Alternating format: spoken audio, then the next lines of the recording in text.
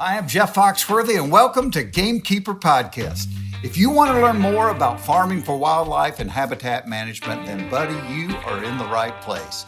Join the Gamekeeper crew direct from Mossy Oak Land Enhancement Studio as they discuss the latest wildlife and habitat management practices, news, and, of course, hunting. There's no telling what you'll learn, but I'm going to tell you, I bet it's interesting. Enjoy. I'm going to bring on Bob Dixon. Bob is a great contest caller as well as one of the finest hunters I've ever been with. Well, welcome, Mr. Dixon. Hello, Wilbur. Nice to have you. Good to be back. All right. Bob, before we go in more, let's show them how we cut. Or Everybody does a little different, and that every hen sounds a little different, so it's work. I'm going to use a true double 2 here. I've had tremendous success cutting. No matter of fact, we killed a turkey down in Union Springs this spring with my good friend David Smith that were hanging out in a pecan orchard. They get out there in the middle of the day and strut, and everybody in the county had food with them. We're live in 3, 2, 1. All right, everybody, this is a very special one. And Indeed it is. Welcome to West Point, Mississippi, and home of Mossy Oak. Turkey Tailgate Weekend. It's a lot going on. But this is a really special podcast. We've assembled I'm looking across the couch. We got Will Dixon sitting here, and it just makes my heart jump to see you sitting over there. Thank y'all for having me. Yeah, we're glad to have you. Of course, at the end of the table, Welcome we got back to West Point. Yes, sir. That's where you started out. A son of the brand, along with anybody there is on the planet, including my two. Amen. That's the truth. Yep. So you heard Bill Sugg sitting here. We'll hear from him a little Got bit some later. horns over you, Mr. Bill. Yeah. We got Ronnie Cuz Strickland sitting right there in the middle. Now y'all stop that. I gotta live with you. No. Yes. Yeah. Well, here's Laney's. Laney's got there the we fire go. truck. That's appropriate.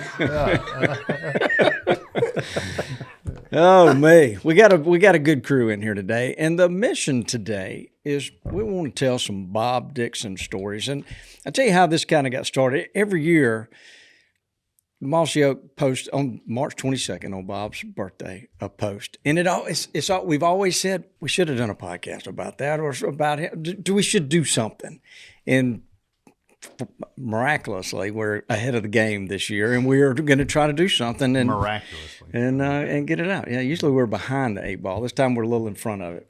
Will, so you were kind enough to drive up. Wouldn't miss it. Yeah. Well, we couldn't do this without you. No, heavens no. But and let me say from the beginning, there's a lot of people that wanted to tell stories, willing to tell stories. We just don't have enough time. We'll probably have a part 2, 3, 4, and 5 of this thing because there's a lot of stories. So I don't want anybody to get their feelings hurt. If they're not on this one, there'll be a chance. There'll be another chance. But I just got to say, I bet your dad, Bob Dixon, I bet his name pops up in our podcast nearly every time we do one. Very, very often. Some fashion. You probably hear them. It does. When I'm here, because you have to. I catch myself. I forget to sometimes, but my everyday life has so many little sayings and things, and so when it hits my mind, I still remember where it came from. So, as I would say, old Bobby D would say, or I'll just be sure and give him credit for it because you almost forget how many things it is until you start, marking the time. Like Rich said, mark the time code of time. So it's amazing how many things are part of our whole culture came from that. Yeah, and you hear it all over. That's kind of the point about it too, is to put this out there. You put it out into the world for the one reason is to honor that, and then people talk about it out there. Of course, there's a lot of stuff that's gone on in the past we've done to do that. But that'll never stop, not as long as all of us are here. And it's so appropriate. And, again, when we talk about it, it's one thing. When we put it on a podcast or do a TV show about it or show the video, something we did with Will or whatever, then it puts it out there to the world to know. And, we called him Hollywood Bob. He loved being out there. Yeah. And he was so good at it. So that's another reason you could turn that light on and he just shined. So before we get all this started, why don't we learn a little bit about you, Will? Why don't you kind of bring us up to date? And then I'm going to ask Toxie if you would kind of tell the story about how you came to find Bob and how all that process worked. And then we'll go from there. But, Will, let's learn about you. Man, it's great being back. I've been around today, spending the day kicking around, seeing a lot of familiar old faces, having lots of discussions. I can remember all this being on Main Street, and that was it. We talked about the moose that hung in Main Street forever this morning. I remember Lanny was in the warehouse. Oh, yeah. Still how you remember those days, and then we end up eating lunch today at Old Waverly. It's like more things change, the more they stay the same. But right, they do. I'm a consulting forester by trade. I work for Larson McGowan, forestry consultants. I manage about 100,000 acres of industrial timberland. I have 2 kids, Robert Brewer Dixon II, and Ellie, the tiny terror, who's with my mom today. She's getting her some Noli time, so all is well. Glad to be here, and it's funny. Cuz walked up and said it looks like mini me. He kind of is my shadow, and I wouldn't have it any other way. So, Yeah. For sure. Yeah. Amen. Well, and following you on social media, I see you're as eat up with hunting as your dad ever was, and I know he's super proud of you. And that's eat up for the record. Yes, And that's the reason. But it's amazing to watch your post and see the images, and it's just like there's Bob, and there you are, and it's so comforting to see that in that side of you. But I know there's a lot more to you than that. You're a pretty detailed person, but it looks like you went to Auburn. Yes, sir. We probably ought to hit the horn somewhere. No. We got a fellow Auburn's fan, War Eagle, from the people out there. Bobby, Just because you're number one. that is the most shameless thing. The whole purpose of this, I He thought, didn't was bring for this up Bob. last year. And this is all a bit about Auburn. Because we can't stop it with Will here. You didn't bring this up. Come on, Bobby. So Will's a big help. Whenever we need a guest from that over in that part of the world, I can text Will and I'll get an answer, and I get here's his number and here's how to get in touch with him. He might even run a little interference. Yeah, that's right. So. Trying to get the information out there. Help y'all. Yeah. Well, We need it. Do you? This one story that we ought to have Will tell just real quick is the elk story from this past September. Can I say real quick, though? Because the last words he ever said to me, and I didn't know it would be the last words, but I knew it was not good. And so he's like, hey, something happens to me. Will you promise me one thing? I was like, what? A good gracious whatever, man. He's like, so will you promise me you'll be sure Will has a place to turkey hunt? Well, before I can even think about that, once he passed, he already, I think the good Lord and his mom Faye took care of that. So he's always, that wasn't an issue. But then he had said, will you be sure that he gets to go on an elk hunt and kills the elk? Well, then I knew he'd gone on an elk hunt, but he didn't kill an elk.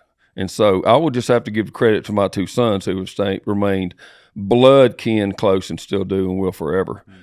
And they brought it up a couple years ago. Dad, he never has killed an elk. I was like, oh, gosh. So they actually, I want to give them the credit. They arranged for this to be sure, and they went last year, and he did kill elk. They called me from the mountain, and the elk hadn't got through kicking yet. And it's one of the coolest things I've ever had happen to me.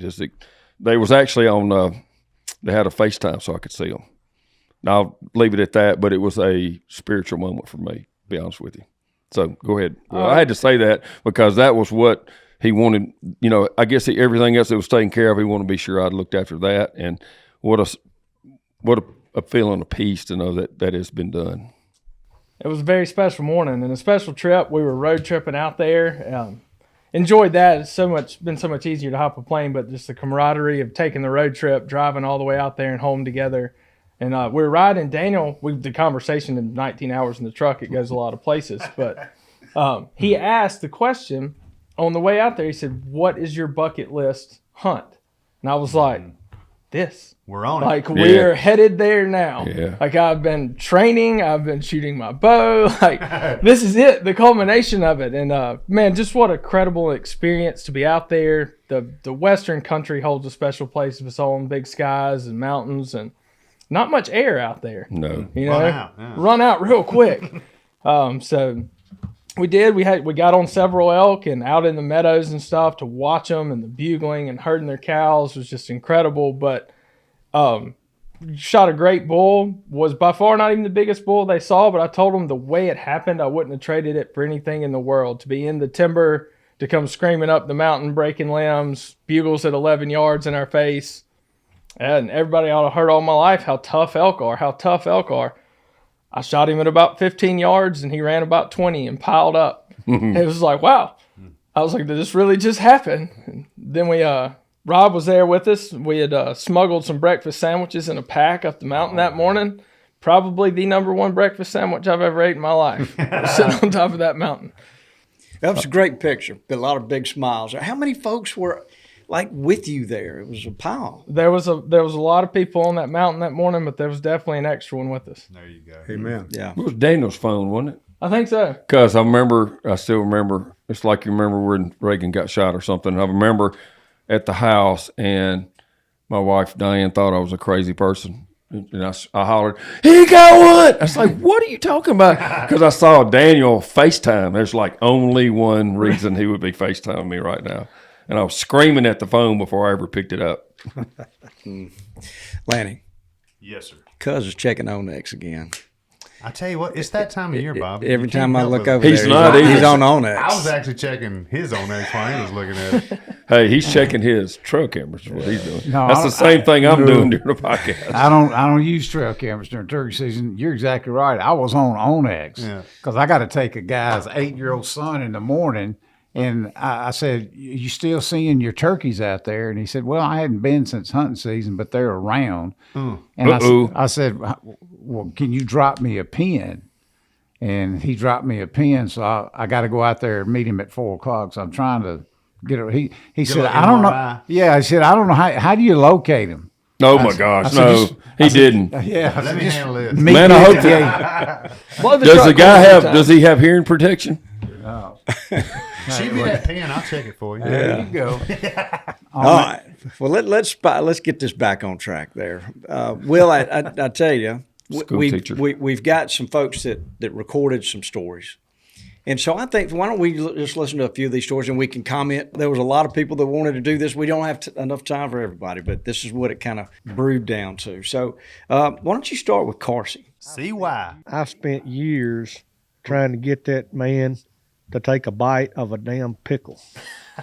He did not like pickles. He would not eat a hamburger if it had, quote, pickle tracks on it. But I never was successful. He was a pretty good Indian in that regard. We hunted and fished a whole lot together.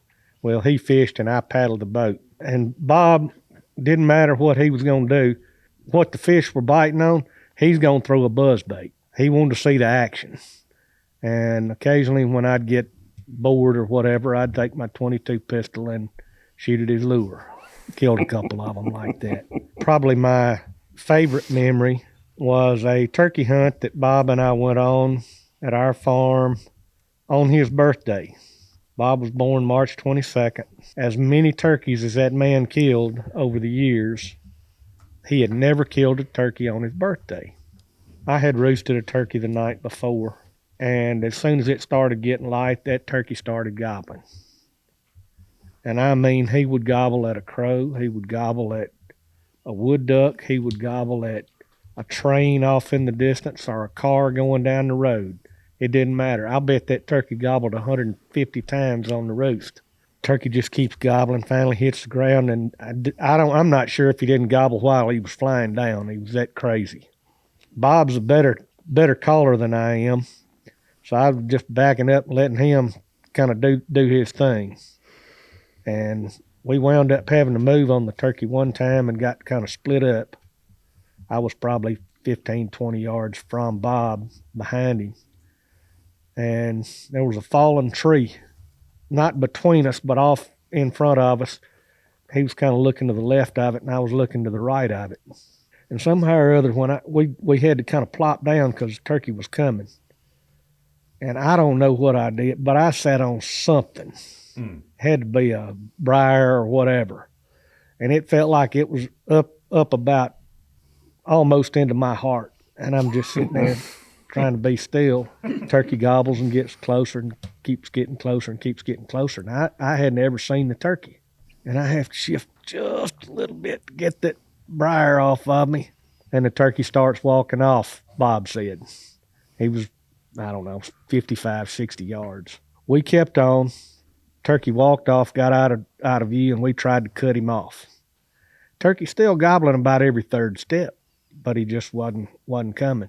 And we made 4 different loops trying to get in front of that turkey and never could. And he finally flew the creek, and we got beat.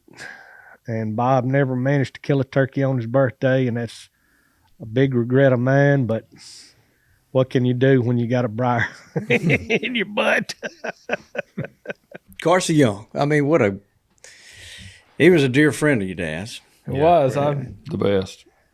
have a picture of him I just got the other day. It was us at his camp house. But I guess the saying about apples and trees is true. I can't stand a pickle. I don't want one anywhere close to me. Passed it on. Huh? He did pass that part on. They were both the king of the quip. Carsey had one all the time. One of my favorite, and he used to say it to your dad, to me, to Toxa here, you'd go, well, I've been thinking, he'd go, there you go doing something you ain't equipped to do. That's right. Yeah, they did. Yeah. He and Bob, to watch them challenge each other in the quip, it was hilarious. And he also ruined more than a few buzzbaits. He didn't give himself credit there. Yeah. He was very notorious good. for shooting buzzbaits. Yeah, and there's nothing more annoying than someone doing that to you. And Carsey was a king at that. Okay, well that was Carsey. Carsey Young. Yeah. Had you ever heard that story? I had never heard that story actually. But on that story, I did finally do it. The curse passed his cell phone, and several years ago, a good friend of mine, Carter Weeks, took me and I killed a turkey on his birthday. That's awesome. Yeah. That was back in Alabama when you could still hunt them on March 22nd. Those days So are gone now. If I remember right, you killed one with Neil here. And then that was the next one I did. That's the only two I've ever killed on his birthday. I came over here to hunt with Neil, and we killed one. Yeah, because in Macon. that was the first year that it wasn't open in Alabama, and that's when Neil said, I'm going to get Will to come up here because it's not even open there, and he needs somewhere to go on the 22nd. So, Yeah. I tell you what, the apple doesn't fall far from the tree either, because he used that excuse to horn his way into some great That's spots exactly on what his I was birthday. thinking. I heard that a bunch. Me and Chris Hawley took him 2 different occasions, and I mean, we didn't quit. I mean, we aren't one to hunt all day, but we didn't quit forever. And we went to every best spot we know, and I mean, he was just jinxed about that. But he would. Now, buddy, if he could, look, Bobby, kindred spirits with Bobby, no if he doubt could about horn it. his way into a spot, it didn't matter what the excuse was. When's your birthday, Bobby? Yeah, so I'm way down in November. So. Don't worry, Will. He's going to hit you up. He heard about that Larson McGowan property. Yeah. All right, so why don't we move on to another story? Well, we've got the next one we got teed up is Scott Irwin. Wow. Well, before we hear Scott, why don't you tell a little bit about Scott and his relationship to your dad? So, full circle moment, I spent last weekend with David Smith, Scott Irwin, and my uncle Ted Cook. Oh, wow. Looking at old photographs and telling stories. Scott was a bodybuilder back in those days, and the first man I ever saw with an earring. Because back in the early 90s, that wasn't a thing like it is now. And I still don't let him forget it. And he now works for Steyr, doing great. And so Dad met Ted and Dave Smith were friends. Dave and Dad worked together at Fish Hunters and Rusty's. When they left Dad to come to Mossy Oak, Dave Smith went and worked for Collett's Outdoors while he finished his law degree. So I found a gold mine of old Collett's Outdoors photos last weekend of some of the very original hunting trips. And Scott was there, and pictures of Scott's first turkey. It was a great, great weekend. Great people all the way around. Wow. Yeah. How appropriate for all this right here, too. That's good. Because like when he first came on, that was just like pretty much known that was his 2 best friends prior to, all the friends he met afterward and all the stuff we did. So that's pretty cool. We circle back around to them. I was 19 years old, and Bob and myself were rooming together. I'd been a hunter since I was probably 15 and didn't do much hunting except for deer hunting and squirrel hunting, and had never been turkey hunting. Bob took me under his wing, taught me how to blow a turkey call. I'd been several times and never shot a turkey. I could get one up. He would gobble his butt off to every sound that I made, but I could never get one in close enough to take a shot at. And one day, Bob said, come on, you're going to go with me in the morning. We walked, it seemed like 10 miles, but I'm sure it probably wouldn't, but a couple hundred yards, but most of it was straight uphill. So Bob owled, turkey gobbles, and Bob looks at me and he whispers, you want to hear him again? And I said, of course, yes. So he owled again. Of course, it gobbled, got as close as we could. and set up. Bob was set up like 10 yards behind me to my left. So Bob started calling, here they come. You know, he was walking me through the whole thing. You know, he would, you know, whisper to me, you know, okay, that was him flying down. And then he would tell me, okay, that's him drumming. And the bird got closer and closer to us. And finally I saw the turkey. And hear Bob tell the story. Every time the turkey gobbled, my back was against a tree. I would slide down the tree further and further and further and hear Bob tell it at the end or before I shot the turkey, I was laying on my back. I see the bird and it gets, probably 25 yards from us. And I noticed there's another one walking behind him. And I mean, that longbeard's, he's got a beard on him he could throw over his shoulder. He's about to trip over it. So they get a little closer and the big gobbler steps behind the tree and the Jake follows him. The first turkey that stepped out, I pulled the trigger on. I got up and ran over to it and got my foot on his head. I looked back at Bob. I'm going, yes, you know, I finally killed a turkey. I finally killed one. And I look back at Bob, and Bob's still sitting at the tree and has got his hands over his face. And Bob stands up, goes to one knee, and looks up in the sky and says, Lord, please tell me he didn't kill the wrong turkey. And then Bob, in his God voice, said, yes, Bob. Yes, he shot the wrong turkey. I looked down and I said, well, this bird ain't got no spurs. And I lifted my foot off his head and I said, oh my God, I have shot his beard off. Going to find out, I shot the Jake instead of shooting the longbeard. Just like the longbeard got behind the tree and said, after you, sir. That's one of the ones that really sticks out in my mind. It was my very first turkey. And I will never forget it, and I thank Bob for it. And I hope this tribute to Bob works out really well. He was a great young man and a good friend. What a good story. Yes. Yeah. Had you heard that one? Not until last weekend. I got told that was one of the stories they told last weekend, and then I'd heard the legend of this 10 gauge my dad hunted with for years, and they had a photo of it. It was a single shot 10 gauge. It looked like a 32-inch barrel on it. And I'm sure it killed on both ends. And that's what Scott said. He's like, that's why he missed so many turkeys. He was scared to pull the trigger. Oh, wow. Ooh, that's a punishing weapon. Yes.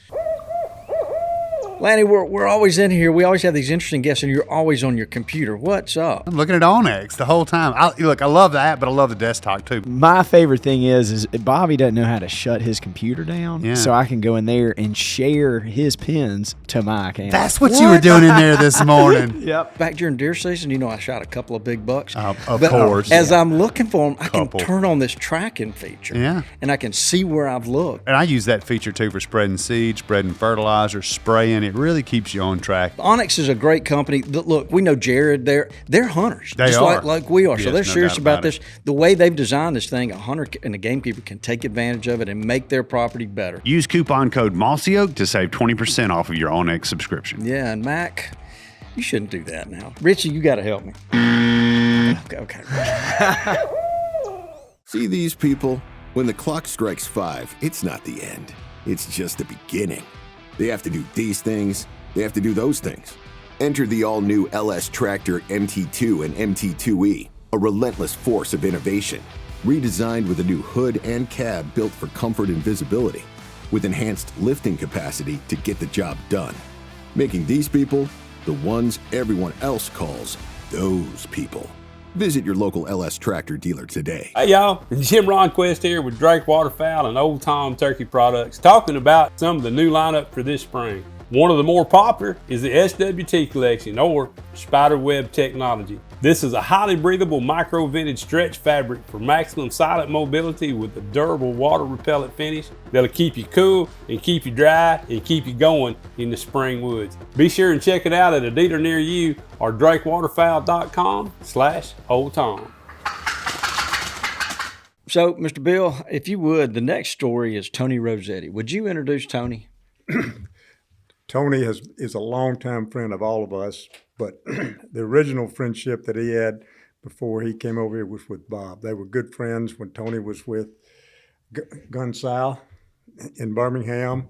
And after Bob came with us, he recruited Tony to come work in our customer service department. And he worked with us a long time. But Tony was extremely accomplished in his own right, particularly in shooting sports. He was a member of I think it was the 1970 team that won a Pan Am gold medal in sporting, not sporting clays, but in skeet. And then he was in the 1972 Munich Olympics when they finished 8th. Tony will always say, we should have finished a lot better than we did. But if y'all remember, that was the one where the Israelis got attacked and what have you. So he experienced all that. And fast forward to now, Tony married a girl from here, and they have a family and doing well. And he has an effervescent personality. Yeah, he does. He's also in the Skeet Shooting Hall of Fame, and recently was inducted to the Mississippi Sports Hall of Fame. That's correct. The first person from a shooting sport ever to be inducted. So, and you don't want to sit by him in a duck field. no, he still holds some records in competition that have not been broken in skeet. I personally witnessed him breaking 25 out of 25 from the hip. I did too. Yeah, Probably did it with a 410. Yeah. Well, he told me the first time he did it, he said, I'll do it, but I'm going to break out the big gun. So the big gun was a 20 gauge. He almost always, all his records and stuff were with a 410. Yeah. But yeah. Well, he and Bob were always close. Oh gosh. And I will tell this story. Like Cuz said, this isn't a hunting story, but Tony had an unfortunate accident and fell out of a tree stand. And long story short, ended up having several operations, and the doctor finally told him, said, look, we can continue to do this, and maybe one day you can walk again like you want to, but I can have you playing golf in 6 months, and I'll give you a prosthetic, and you'll be ready to roll. I'm sure there was some consideration there, but Tony said, take it. So the night before the surgery, Bob and Carsey and Tony met, and I never did know exactly what all they put on the leg, but they wrote everything that they wanted to on his leg that they were going to tighten. I think they were under the little bit, maybe on the influence of Maker's Mark. Just a little bit. But I've always heard that story. So they called it, they said, we're having a going away party for Tony's leg. And that's what they called it. That's right. And after that, one other story, and I don't want to dominate, but this is a great No, one. this is probably the best one. I know where he's going. Look, they were out with couples one night, and we're at we call them joints nowadays, or whatever. But Bob and Faye and Tony and his wife, and they were shooting pool, and Tony was hand-eye guy. He could do anything. I mean, great golfer, and the doctor was right. He shot better after his surgery than before. But as you know, if you want to play next, you put your money on the table and wait. This lady came up, and she did. She played because they'd been playing together, and they started playing. And Tony went to make a shot, and he had to lean, and she said, you got to keep one foot on the table. Tony looked at her. He stepped back. He took off his prosthetic, put it on the table, and made the shot. And I don't think the lady fainted, but I think she almost fainted. You got to keep a foot on the table? No, on the floor. He meant floor. He meant to say the floor. Close enough. Same thing. Well, he could put it on the table. That's right. Right. That's right. Thank you for correcting me. Okay. Correct. I got confused there. Wow. Yep, a good All one. right. So we got a good Tony story. Let's go. Talking about Bob Dixon, you know, I've known him probably almost 40, 45 years. We lived in Birmingham together. Several things about Bob. One, it seemed like everybody that met him thought he was their best friend. And that was the way he treated everybody. And I think he really was mine. You know, he had probably one of the quickest wits I've ever known. I mean, you could say something, if you opened that door, you just knew it was coming back at you in a hurry. There was one example. He and I and Sonny Jameson, a friend around town, good friend, we're sitting in his office one day. I don't know if this story will be that funny for everybody, but it was hilarious to me. And I had a pair cowboy boots that I bought a while back. They were solid Cape Buffalo. And when I bought them, you know, the guy put baby powder in them. My foot slipped in them fine, but later on, they just never were comfortable for me to wear. They would fit Sonny well. And I said, Sonny, I got a pair of really nice cowboy boots. I'd like to give them to you. I said, I can't wear them. They're not any good to me. He says, well, what do you want for them? I said, I don't want a thing for them. He says, well, I got to give you something. No, I said, no, look, they're yours. They're free. Well, I got to give you something for them. I said, okay. Well, I had paid, I think, $250, $300 for them. They're really nice boots. And I said, well, $50. He said, okay. And Bob Dixon looked at him. He said, Sonny, are you a race car driver? Sonny looked at him with a bewildered look, obviously. He said, no. He said, well, gosh. He says, I've never seen anybody go from 0 to 50 that fast in my entire life. I said, you got to be kidding me. That was quick. I mean, you got to be thinking about that stuff. But he was like that all the time. And like I said, you be careful because he could get at you in a hurry. Several people that worked at Mossy Oak really understood that. And like I said, he was never vicious or mean about it. He was really good at it, though. I truly loved Bob Dixon. Amen. Wow. Amen. Yeah, that was good. And we all, Tony's he's been in here on this podcast several times, and Bob Dixon gets brought up every time. We were talking about this when I was younger. Even cell phones didn't exist, but I would go watch things that I wish now I could take an iPhone back to. Like Dad and Tony would have me throwing empty fingernail polish bottles in the air and break them with .22 rifles. And it's like, man, if I could have had that on video, because most people wouldn't believe that someone in Tony's exceptional eye-hand coordination. Dad wasn't far off of him, but he definitely had Dad in the shooting department. But to watch them do stuff like that was just incredible. Wow. Well, it is amazing. I'm always amazed at the influence that your dad had on so many different people. It's just, I mean, at the end of the day, he's touched so many people. It's just incredible. It really is. All right, so let's keep this going. Cuz, I'm going to look at you. The next one's Chris Paradise. You know Chris well. Would you introduce him, please? Yeah, well, Chris is our licensing guy. I mean, he's been around forever. Back in the days, I can remember I'm going to say this loosely because the first time we had him in camp, we were down in Texas. That lease was legendary. It was so many turkeys and had so much land to move around and all that. And he and Bob took him. He was a customer at the time. I don't remember who it was. He was with Flambeau or somebody. That's right. He was, yep. Flambeau and then Mossberg. Yeah, he was wound a little tight, for our Alabama, Mississippi kind of personalities, but hard charging and all that kind of stuff. And we ended up, how them reels are. If you get them real quick, they're easy. If not, you got to chase them, and they'll come from anyway. We made a pretty good hike, and Chris was telling us how to do this and how to do that. And Bob, there's no telling how many turkeys Bob saw get shot out there. I mean, it was a great.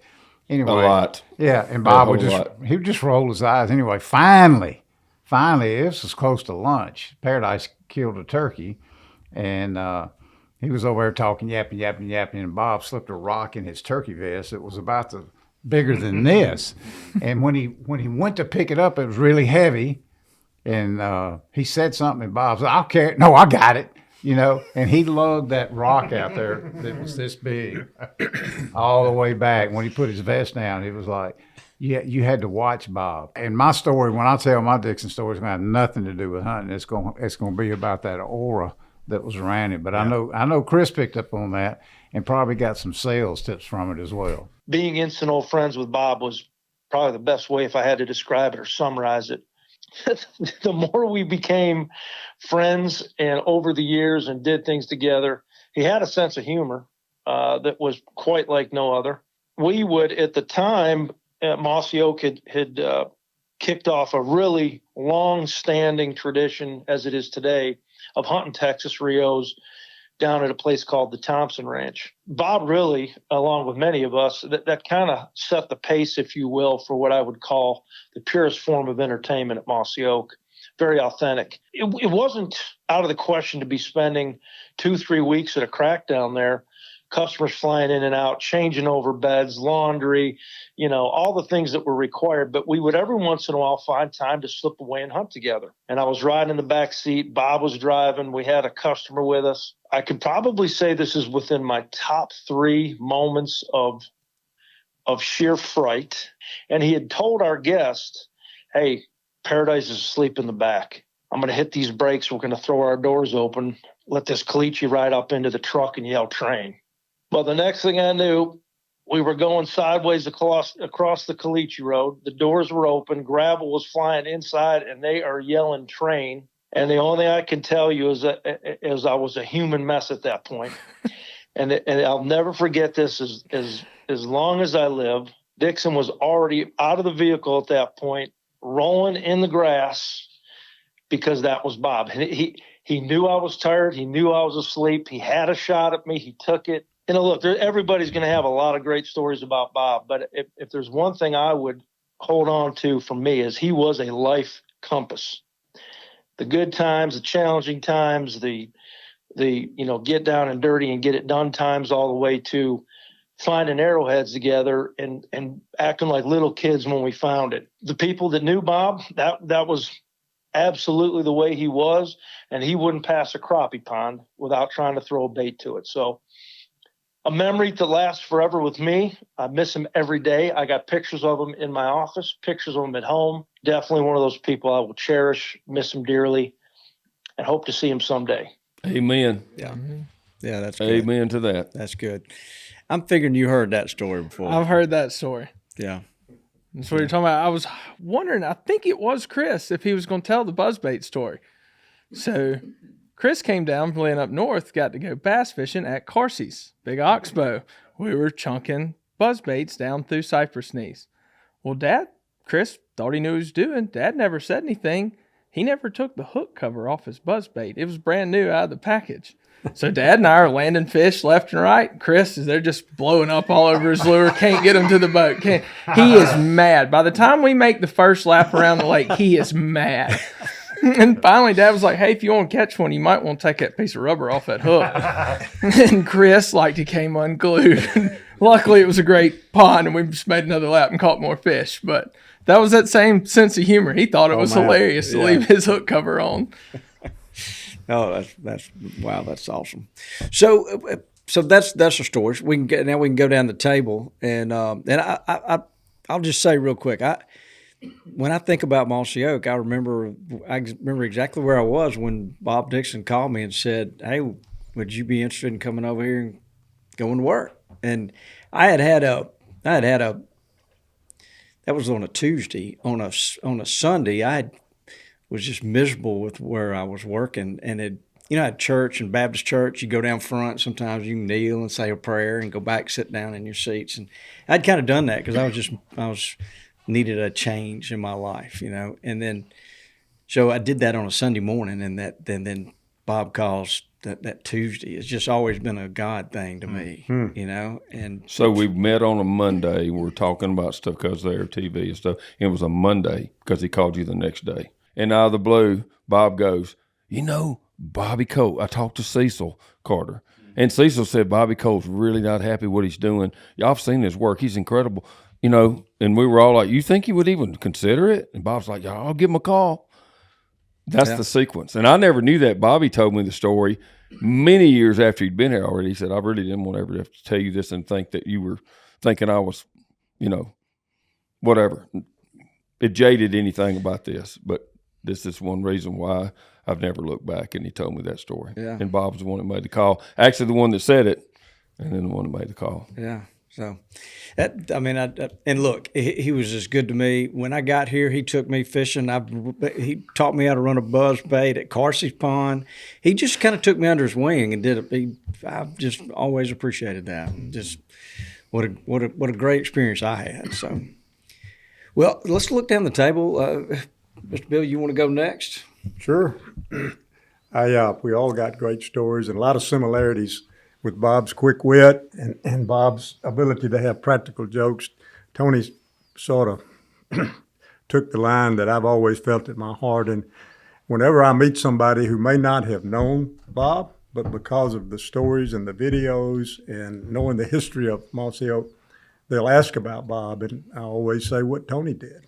To know him is to feel like you're his best friend. He just had that ability.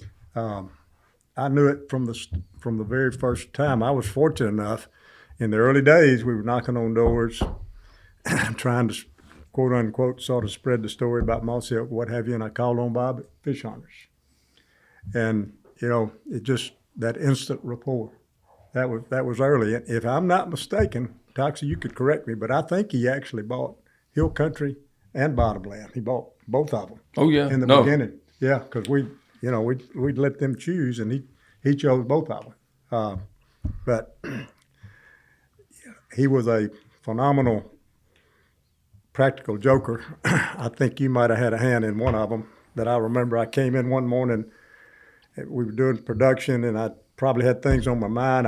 I can't remember whether I'd been turkey on that morning or not. Probably had.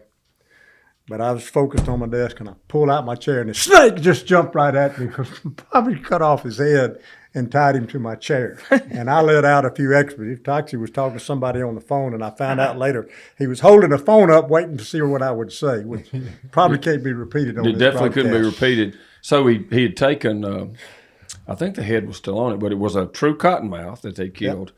Yep. And there was like 10-pound test monofilament line that he tied it with.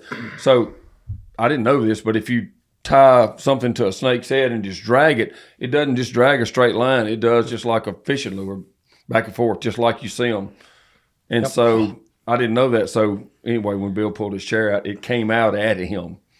And back in the day, we weren't spending a lot of money on desks, as y'all were famous about, but his was like it had a thin, like fake leather top on it, but underneath was like one of those metal, aluminum or metal desk. It was my dad's desk. Yeah, and he hit that thing so hard with his hand, I thought a bomb had gone off. Whoa, I'm gonna kill somebody! And then I'll leave a few of the rest of us out there. And it was a classic. Yep. And then there were many times when I would go out, get in the truck, and there would be tobacco stuffed up on the handle of my truck. And I knew exactly where that came from. There were opportunities to return the favor, and I don't know whether you've heard this story or not, but we've heard from Carsey, we heard from Tony. Danny Rainey was there, and Carsey's brother-in-law was there. I was going to get you to tell this one because you'd be the best one. Well, a little bit before Bob and Faye's anniversary one year, Faye was cleaning the house, and Bob came by and made a comment about the strength of the threads on her blue jeans. Well, she didn't forget that. Along comes their anniversary, and they plan to go out and have a night, and they do. And their house, it was an older home, had big sliding doors in it going into their bedroom. And, they come back, and she says, "Give me a minute, I'm going to go in the bedroom, then you come on in here." So there was a minute or two, and I think he got a bottle of wine, didn't he? He did, yeah. and 2 glasses. This is all on video, by the way. Somewhere it's on video. It disappeared. Yeah, I think he ended up destroying it. But it's amazing he didn't break those 2 glasses, because when she opened the door and said, "Okay, honey, I'm ready," and you could hear him walking down the hall, and he walks in and he opens the door, and there's Carsey and Bill and David and Danny, all dressed up like women with wigs on and smoking cigars. I thought Danny was in the bed, wasn't he? Carsey and Danny both were sitting in the bed. That's right. Oh, yeah? And he just sinks back against the door, door frame, and he still holds on to the glasses, and he still holds on to the bottle of wine. And he told me later, he said, "You have no idea how close I came. Sorry, Will. They're coming in with my birthday suit on." So it works both ways. And one story about the quick wit. This came from Danny Rainey in my office this morning. he said, well, I got a great Bob Dixon story. He said, we were turkey hunting down at Tibby one morning, and he said, it's probably the only time that I can remember having my limit done, and Bob still had one, so I took him, and we got out, turkey gobble. I said, first thing he did, turkey gobble, and said, Bob, there he is. And Danny said, I didn't hear him. He said, hell, you can't hear as good as you could last year. And anyway, they went on down the road, and turkey's gobbling. He said, Bob, I think he's down there. He's going to be right on the property line or off the property line. And we can't go over the property line. And Bob never choked up. He jokingly said, well, can we move it? That was typical Bob Dixon. One thing I will always forget, I mean, I watch fathers. All of us love introducing our son. But Bob's connection with you, Will, we all knew you were going to be just like him. Oh, yes. And always special. Great individual, and hadn't even gotten to all the wonderful things he did while at Mossy Oak, for his family, and had a strong circle of friends. Like others said, he was just a great guy, and we have a lot of his pictures in a frame outside my door, and I go by it every day. Yep. Some days I touch it for good luck. So, how about that? We didn't know that you were going to wear your hat the same way. Exact same that way. Your yelp had the exact same cadence. Your walk is the same. He taps the slate. It's with his and striker there's the same. no way that you could know that. There's just no way. It's DNA. Yeah, it's just absolutely DNA. I got a couple of stories. I got one that's impactful, but I'm gonna tell the funny one. Y'all just hold your heads together because you've all heard it. But I'm a little tough to get on a practical joke. My antenna's up all the time. And Bob pulled the best one on me probably to this day, and it was down there with Ken Norton and all those guys. Oh, my gosh. I just remember in the that. Alabama. Anyway, we had a big writers hunt down there. I don't remember the name of the plantation or that, but everybody had their little... Why not? Why not? Little cottages out there. and Screen porches. Yep, screen porch door and all that. Well, Kim Norton brought his first Suburban I'd ever seen. And me and Bob went and gassed that thing up because we were using it to hunt out of. And it had twin tanks on it. I didn't know. He had a lever where he could fill both the tanks up at one time.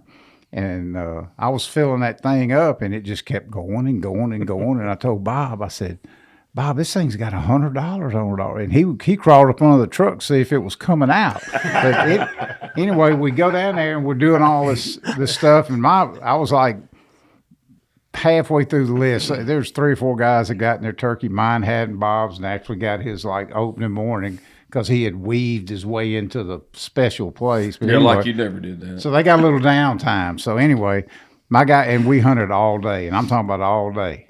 And we get back, it's kind of getting dark enough, and I'm going over to my little cabin over there, and they got a little campfire out there. I should have known what was up, because they had moved that fire ring over closer to my cabin. And I remember noticing that. But anyway, everybody's there, and I go up and I take my boots off, throw them out, and I go to open the screen door. And when I do, the most awful-looking, vicious bat you ever seen flies out of that screen door and stops 1 inch from my nose. I mean, in a perfect flight, just like that.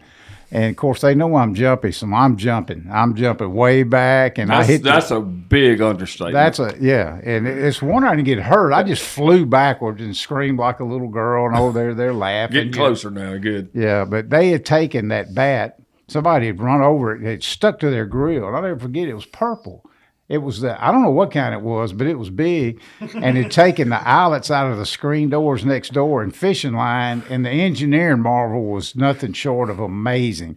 And you could open that door, it's like the bat was on hinges. His wings would open up, and it'd hit you right. It was the craziest thing ever. How they pulled that off, They spent all afternoon doing that, getting it ready for him to come home. He was very proud of that prank, because it was nothing short of world class. I don't know if he ever told you about it. No, I'd never heard that one. Oh, it scared me so bad. I'm a little jumpy. It flew right up in his face. But let me tell you what impacted me about Bob, because back in the day when Toxie and Bill it was all buttons and zippers and cotton, and I mean, it was just, nobody knew what they were doing, really. It was amazing. I sure didn't. And you know, Bob had all Alabama and all this kind of, he was just the greatest salesman ever. I didn't pay that much attention to it. I mean, we were doing our thing. He was over there, and we weren't traveling together or anything. But and you may have to help me with the name of these stores, Bill, because you were our guy. But there was this big store in North Georgia. Bargain Barn. Bargain Barn. That's it. And I'd been in there. I'd actually called on them before with Primos, trying to sell mount yippers and all that. And everybody's telling me, oh, you got to watch out. I don't remember what the lady's name that ran the place, but it was ran by a lady. I'm assuming her husband had passed. But anyways, like, she don't play. If you be there on time, you be there early. And it was all these rules. And all the reps were scared to go in there. You remember what I'm talking about? I remember exactly. Huge retail outlet. It was the biggest store in the state of Georgia. Yes, And it was. everybody was scared to death of her. So we go over there to do an in-store. I don't know how many y'all have done. I've done 10,000 in my life, and doing all this kind of stuff. And everybody's like giving me advice: do this, take that broom over there, keep your area, don't leave. You know, if you got to go to the restaurant, you stand there while they're having their big sale day, whatever it was. Everybody's like, they're walking them lines. Bob Dixon walks in, and the lady owner hears his voice and comes out of the back. It literally trotting to him and it just gives him this big bear hug, and they go back in the back, and he's got whatever was her favorite kind of muffin in her hand. They go back there and visit for an hour, and he comes back, and it's like nothing ever happened. And I was like, how'd you do that? What? And he's like, well, I found out what she likes. And she likes whatever it was, banana nut muffins, and talking about her kids and all that. And he just, he had this, and I took it from that point on. I was like, I say this all the time. I learned it from him. It's like, people will help you if they like you. And Buddy, he could turn the charm on, and it was over. And everybody's going to say he's the king of the one-liners, and I get it. I was the butt of that a lot. But what he taught me that day over at the Bargain Barn has stuck with me through my whole life. It's like, I don't care who you was with. The Remington guy was there, and the shot guy with all them. And Bob walked in, and she heard his voice. Out that back she came, gave him a big hug. I'm like, well, who's that? Is that her son or her husband? No, that's just Hollywood Bob Dixon. And never forgot that. Been very impactful. And before we leave, I want to end the argument. Before we get down to Toxic Land and all them, who gave him the name? I want y'all's opinion. Who gave him the name Hollywood? Go around the room and give me your opinion of where he got that nickname. Well, it certainly sounds like something you would have given him. What's your opinion? I'm not going to argue that. He had it when I got here. I'm gonna say you gave it to him. I thought you'd been here. I thought you followed Toxie in here. No, it wasn't long. So I was always under the impression it was Will Primos, but listening to you, a lot of Will stuff came from you. So in those days, so maybe it was you. It was me, and I watched him because we were doing the video stuff. You know, Toxie, Bill, busy. Don't bug him with that. Yeah. Toxie knew the value of what we were going to do on television and all that. And man, we was having these meetings and all that stuff. And you always worried back then. Now you don't care, but like, how are we going to come across? Oh, sure you did. Yes, always. And important. everybody. Always important. Look, I'd catch people combing their hair and straightening their shirt and wearing. And Holly, he'd walk up in there and sit down. Let's roll. Never done it before. And I was like, I say, dude, you should be in Hollywood. And Will Primos heard that. How about that? And that's when they started. And look, it stuck with him. I am not making this up. Had a long conversation with Will yesterday, a long one. And just out of the blue this morning, bzz, and it's Will Primos, it's a text. He said, when is Hollywood's birthday? He had remembered it was March, and he was just wanting to know what day it was. How about that? That's impactful. That was my favorite story about being impacted. So yeah, to know where it came from too. We should just keep talking, regardless of the time limits and all, Bobby. But that's how it all got started, was because of Will. We'd already gotten to know him, and Bill had called on it over there. We knew him and knew who he was. And he was like one of the Primos Pro Staff guys, and there weren't many, because Will had just gotten started not long either. So he was kind of bigger than life about that. It was the one that Will had invited to be in the video for his first deer video, and grunting and all the stuff like that. He'd been in the turkey one too. So when Will Primos one called me, he said, "Hey, Bob Dixon's available. He's not working at their store anymore. And it's probably, I don't think it's even gone down yet. They were so close, he knew about it. I'll just give you a heads up.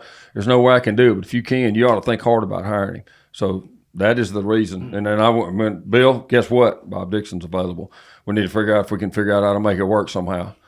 And he rolled in there. I called him, and he said, sure. And he rolled in with those, man, he had this briefcase he loved, and those eel skin boots and all. And it was love at first sight, although we'd spent some time together already. That red, shiny red Ford truck with them chrome mags on it. He was Hollywood before he was Hollywood. Yeah, he was. He may have been one of the few people I ever saw with starched camo.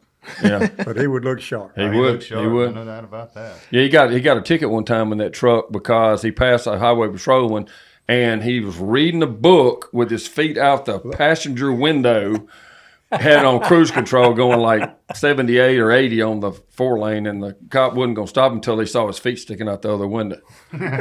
I got 2 tickets going to our hunt in Texas, and both of them were year after year with the same cop, me following Bob. Yeah. And I got tickets along with him. Same cop. Yep. Yeah. Those are some great stories. Well, Lanny? Yeah, I was the young one around here at one point, and like you, Bobby, Bob took me under his wing when I was real young. Taught me a lot of stuff. So I've got a lot of, I guess, more of my influence, Bob. He really helped me shape my life. I mean, we talk about my laugh all the time. I mean, that comes from, the influence that Bob had on me and my dad, but, those big figures in your life. So I was lucky enough to come in and get to ride on his coattails at consumer shows and saw how he treated people and acted, and what a good sales guy he was. And then after a few years too, he was, I don't know how many people know this, but he was really intrigued in photography. He had a medium format camera, and he shot a lot of the effectiveness shot early on for Mossy Oak. So we spent a lot of time riding around in his truck, scouting for places to shoot photography. Of course, I was the hey boy at the time, which, I might still be doing that a little bit, but working and just working with him. So it was just a pleasure being around him all the time, just his personality. But my favorite story is I didn't turkey hunt before I got to West Point. My dad was a big whitetail hunter, grew up whitetail hunting, and really wasn't exposed to the turkey hunting culture. So the first, exposure I got to this was these guys, and of course Bob at the tip of that spearhead, and I was just enchanted in the way that he could run a mouth call. And so riding down the road, looking for place photography, I was lucky enough for him to, teach me a few things. It wasn't ever as good as he was, but riding down the road, he'd be like, go ahead, try it, and I'd yelp a little bit, and he'd give me a little coaching. And then after a couple of days or a few times doing it, we were riding down the road one day, and he said, hit it. And I yelped, and it didn't sound that good. He said, man, that thing needs pitching. And he said, give it to me, and he threw it out the window. And I never will forget that, that call needs pitching. So work on your pitch. Yeah, work on my pitching. He really did. So the influence he had on me, I believe it or not, I can be wound pretty tight often too. And you think? Bobby? You think, Bobby? You think. But he really taught me about how to enjoy life, and really personified the not taking yourself so seriously. There it is. And it was a big lesson that he taught me, and I have kept it as much as I can, as serious as I can be. I just never try to take my kids. So I can't thank him enough for that, Will. That's good, because I don't take you seriously. I know you don't. Wow. There's just some good stories, Dixon. And I will say one thing, too. Late in his battle at Lee Haven, when I was down there, and I'm going to have a hard time talking about this, but, even in those late stages, he always smiled and laughed. I mean, when we were actually, physically having to pick him up and carry him, he was always the most happy, joyous person that you could be around. So, special person. Yeah. That's the way he was built. He couldn't help it be any other way. Yeah. Well, I tell you, it just we keep saying it over and over. What an impact that he's had on so many people. Definitely, and it's very humbling to see, and then what Mossy Oak did with the tribute and the vest, and what that has become in its own right.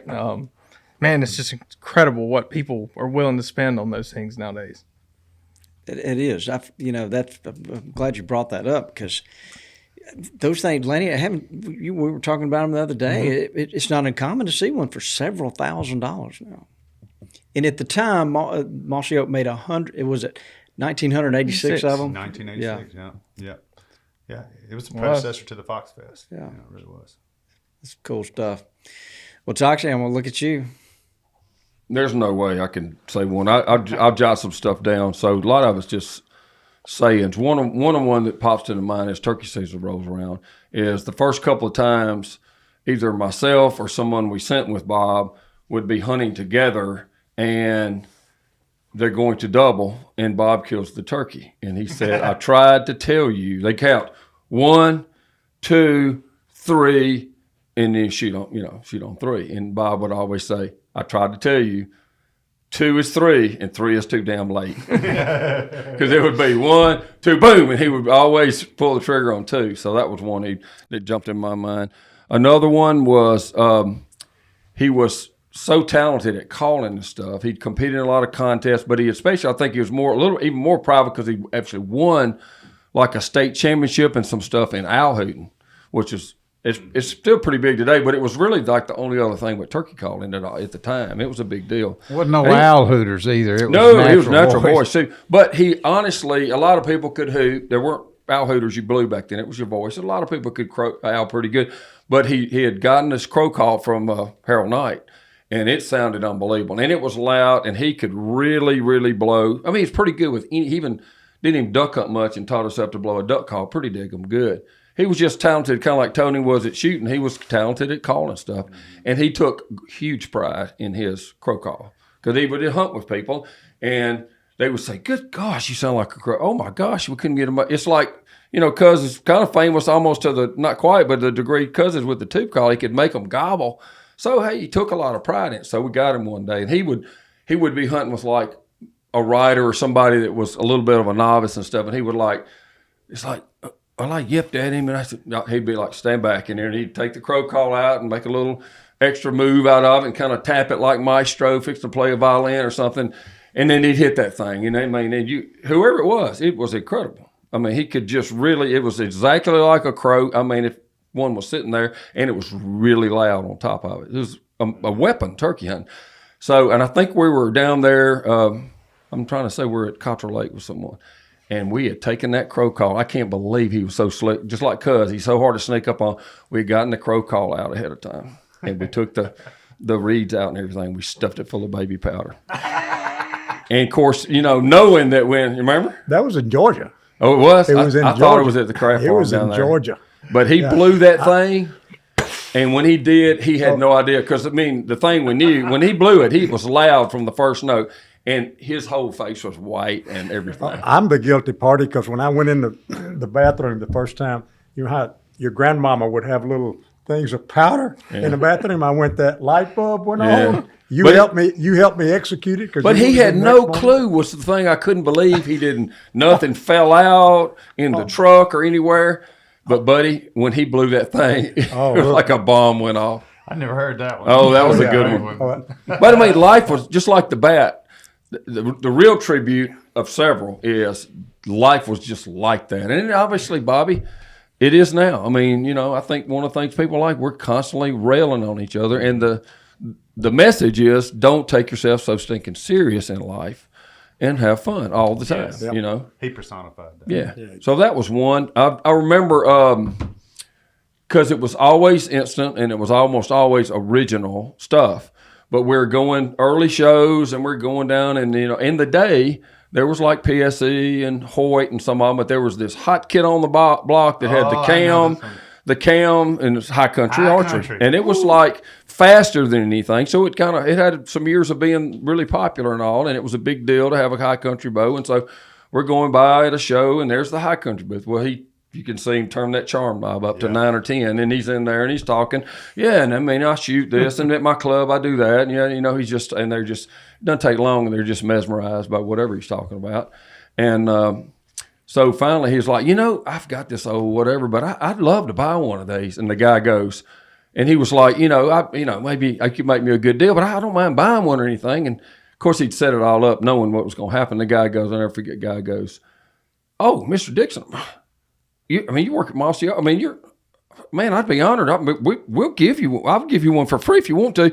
He never commented. He never reflexed about, oh my gosh, thank you. Nothing. He goes, well, he looked at me. He's like, that's in my price range. I think I'll take it. And so, it was always constantly something like that. And it was, just a rare taste of wit that was so instantaneous. Like Cuz had said, it was like, how did he hear that, process it, and the last word out of your mouth, he's already got the response. Yeah. It was amazing. You mentioned being able to duck call. He didn't duck hunt when he came here, and we would go some. And when he did start going hunting, he was more about duck shooting than he was duck hunting. But he coined this phrase because we would go before he started going, and then he started wanting to go some. And he might not go that morning. He'd say, I didn't hear my duck phone ring this morning. Yeah, he did say. So here's one. We were at the bargain barn. A couple of cool things happened to that big place. So we went, and he wanted me to go. He's, I was his account, but we're doing a big store promotion. You need to come over there. So it turns out they're big buds with the guy, and the guy who was, Bobby will like this, because the guy was like the VP marketing for like Hooters. And so he's there, and he's big friends with that lady. He's bringing all the Hooters girls to the big, it's like tents in the parking lot, just a big festival, thousands of people coming to this show. So they're all there, and he wants to get this picture afterwards with me and Bob and the Hooters girl. So it's me and Bob in the middle.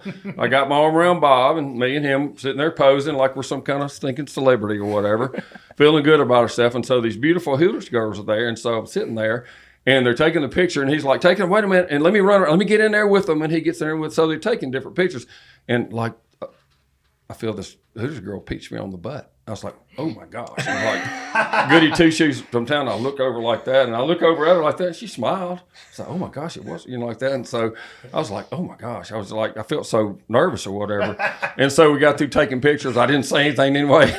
We get halfway home. It's like, man, I got to confess. Oh my gosh, that girl right there, she was pinching me on the butt, and he just fell out. He said, you idiot, that was me doing that, trying to make it. And he had reached all the way around and crooked his hand where it felt like it was coming from the opposite direction and was pinching me on the butt.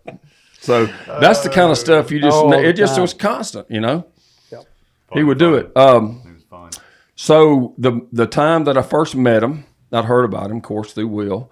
And Will invited us to come be on the turkey video, and around the corner, Cuz was there to help produce it all. And there's this big tent, this big production. It was like a Hollywood production with Jim Dollarhide and all that. And, lights and all. And they're in a dirt road, and they're on the ground. And I start getting closer, and it's like, seriously, I've never seen such a production even to this day about anything of a hunting TV show or something. But this is a video. And of course, Wilbur, he was going to do it to the nines, whatever it was. And I just about get there, and I can hear this voice, and it's Bob there. And he said, Wilbur, you can tell a turkey's dropping.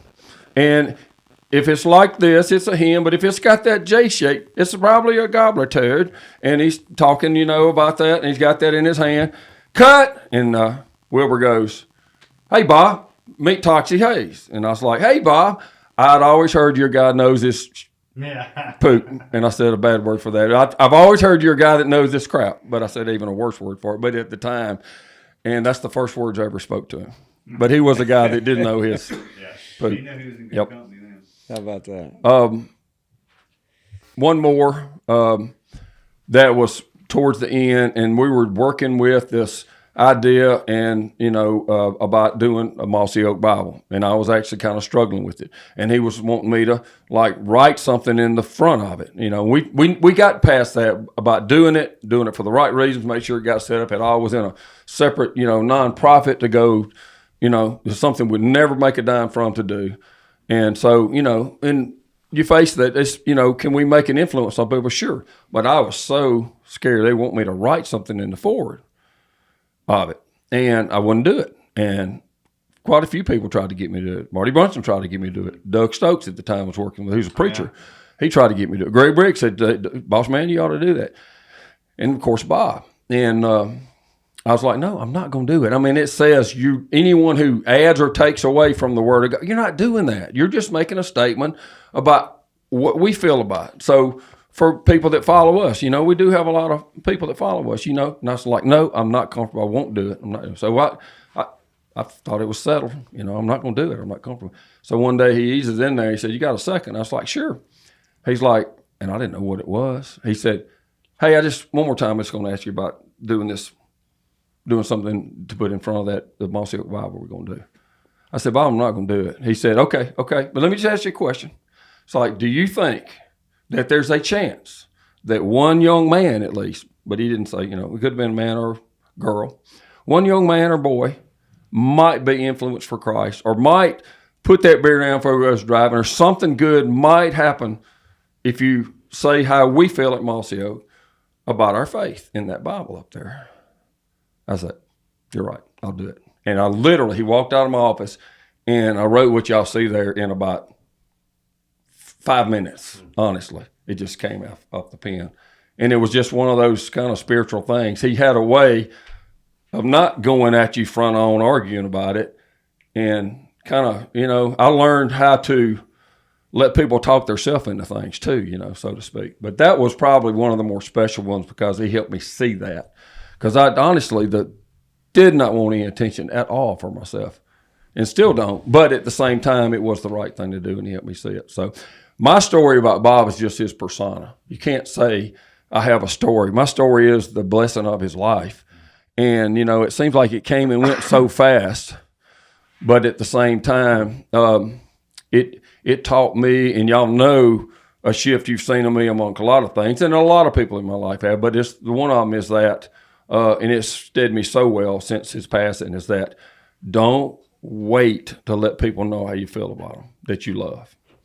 And so I'm not saying I waited. I just know I could have done it more because he knew well, and I knew well how he felt, especially at the end, which brought us together a little closer. But at the same time, it taught me that, and I have been trying always to just be, if you feel it, say it, let people know. And, that's been a gift in my life since then. I hate that his passing and the pain of that caused me to get better at it. But at the same time, you never know. I hope something happens to me that could be the same for others, that, it just happens. So we're going to celebrate him forever. As long as the Mossy Oak brand's there, we're never going to forget him. It'll never happen. What an honor. Will, count it. When you're out there turkey hunting and you got to make that tough decision, do you ever close your eyes and just say, hey, Pop? All the time. What would you do? I got a youth sitting over there in Vandy's office right now. We're going to need a lot of help come youth weekend. Yeah, he was, that was a amazing man. That was divine intervention. That's the highest honor of all. Yeah, I mean, divine. Everyone sitting here is the same way for me. Yeah. And y'all know I'll tell you in a heartbeat about that too. Good job, Bobby, rolling all that together. Divine intervention. And, it's just words, but if it doesn't mean that much to people that never know him, it means a lot to that young fella sitting on that couch over there. Yeah, a lot of love. A lot of love. It sure is.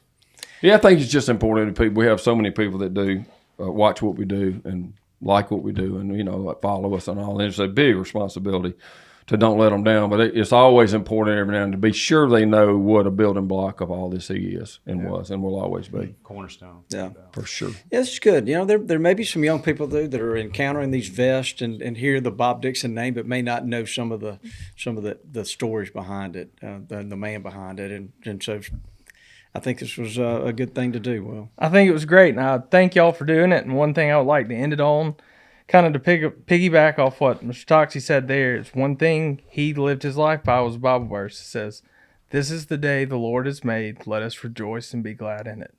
And don't take it for granted. Nope. 1,000,000%. Yeah. But let's live by what Will said. Here is Will telling us what I think his centerpiece was from that verse, and let's be sure we live by it. Let's be sure we're listening, because you know what? We don't a lot of days. And that's when I wish for everybody. And hey, I include myself. I'm not pointing fingers. I'm pointing it back at me too. Let's use that and people out there to live by that. Yep. Amen. Don't waste a day. Will? Not one. You looking forward to turkey season? Yes, sir. Always. March 22nd now. It was coming. This will come out hopefully on March 22nd. So hopefully you're standing on one's head. I hope so. That's youth weekend. Well, has anybody else got anything to add? I feel like we'll do another one of these because there's so many stories. There are. He was such a huge impact on people. Yeah. Will, we've enjoyed having you. Thank y'all very much for having me on. It's been an honor. Yeah. You got any pins you can drop for it? We'd love to come over to Alabama. Lanny and I. Yeah. Y'all aren't too far. I told you it was coming, Will. You know, I've never killed a turkey on Bob's birthday either. There you go. Oh, I don't know about that. You know who he's kin to. Do you think he's going to tell you where a turkey is? Yeah. Never mind. That's true. I heard one turkey gobble one time. Way off. Here we go. That's a great way to end it. There we go. Brother Bob is smiling at that comment. Oh, my goodness. All right. Well, I'm going to look at down the table. You may say goodbye, Lanny? Say goodbye, Lanny. Goodbye, Lanny.